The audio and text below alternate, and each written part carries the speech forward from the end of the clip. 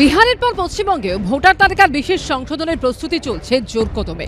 জেলায় জেলায় ভোটার তালিকা ম্যাপিং এর কাজও প্রায় শেষ পর্যায়ে।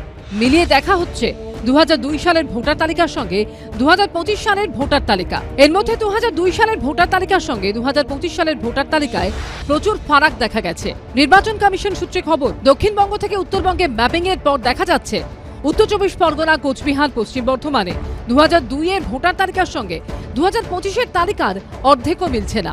উত্তর 24 পরগনায় মিল পাওয়া গেছে 41%। অন্যদিকে কোচবিহারে মিলছে 46% নাম। পশ্চিম বর্ধমানে ম্যাপিং অর্থাৎ নাম মেলার হার 40%-এর নিচে। নির্বাচন কমিশনের যুক্তি, অনেক ভোটারের মৃত্যু হয়েছে, অনেকের নাম ভোটার তালিকায় নতুন করে ঢুকেছে, অনেকে অন্য জায়গায় চলে গেছেন, ফলে ম্যাপিং 100% মেলা সম্ভব নয়। তারা যা করতে চাইছেন তাতে একজনও জেনুইন নাগরিক, আসল ভোটার যদি হয়রান তাদের করা হয়, প্রতিবাদ যা যা হওয়ার হবে।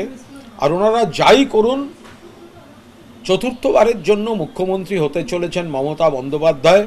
তৃণমূল কংগ্রেস 250-র বেশি সিট নিয়ে আসবে, এই সার সত্যটি বিজেপি জানে। নির্বাচন কমিশনের দেওয়া তথ্য অনুযায়ী আলিপুরদুয়ারে 53%, কালিম্পংয়ে 65%, মালদায় 54%, কলকাতা উত্তরে 55%, পশ্চিম মেদিনীপুরে 62%, ঝাড়গ্রাম 51% এবং পুরুলিয়ায় 61% নাম মিলেছে। এর পাশাপাশি ম্যাপিং এর পর পূর্ব মেদিনীপুরে নাম মিলেছে 68%, পশ্চিম মেদিনীপুরে 63%, পুরুলিয়ায় 61.2% নাম মিলেছে। পশ্চিমবঙ্গে ঠিকঠাক এসআইআর হলে পশ্চিমবঙ্গে 1 কোটির বেশি ভোটার তালিকা থেকে নাম খোয়াবে, এটা তৃণমূল কংগ্রেসের জানা। সুতরাং সেজন্যই তৃণমূল কংগ্রেস আতঙ্কিত।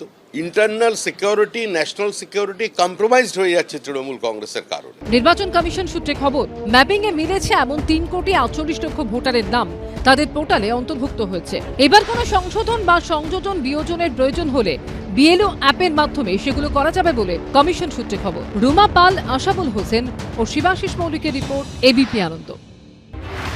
পুজোর আগে দুর্যোগে তছনছ হয়ে গেছে উত্তরবঙ্গের বিস্তীর্ণ এলাকা। ঘরবাড়ি হারিয়ে অনেকে এখনো ত্রাণ শিবিরে। অন্যদিকে এ নিয়ে রাজনৈতিক চাপানোতরা চলছে সমান তালে। এবার উত্তরবঙ্গে বঞ্চনার অভিযোগে কেন্দ্রের বিজেপি সরকারের বিরুদ্ধে সুর চালানো তৃণমূল। বুধবার অল ইন্ডিয়া তৃণমূল কংগ্রেসের পক্ষ থেকে এক্স পোস্টে লেখা হয়েছে, উত্তরবঙ্গ বিধ্বংসী বন্যা ও ভূমিধসের কবলে বিপর্যস্ত। অসংখ্য মানুষের জীবন, ঘরবাড়ি ও জীবিকা ধ্বংস হয়েছে। অথচ সেই দুর্দিনে কেন্দ্রীয় সরকার নীরব। 1 টাকা ত্রাণ হিসেবে আমাদের রাজ্যকে দেয়নি। অথচ স্বরাষ্ট্রমন্ত্রী অমিত শাহ দ্রুত মহারাষ্ট্র ও কর্ণাটকের বন্যা মোকাবিলায় 1,950 কোটি 80 লক্ষ টাকা বরাদ্দ করেছেন।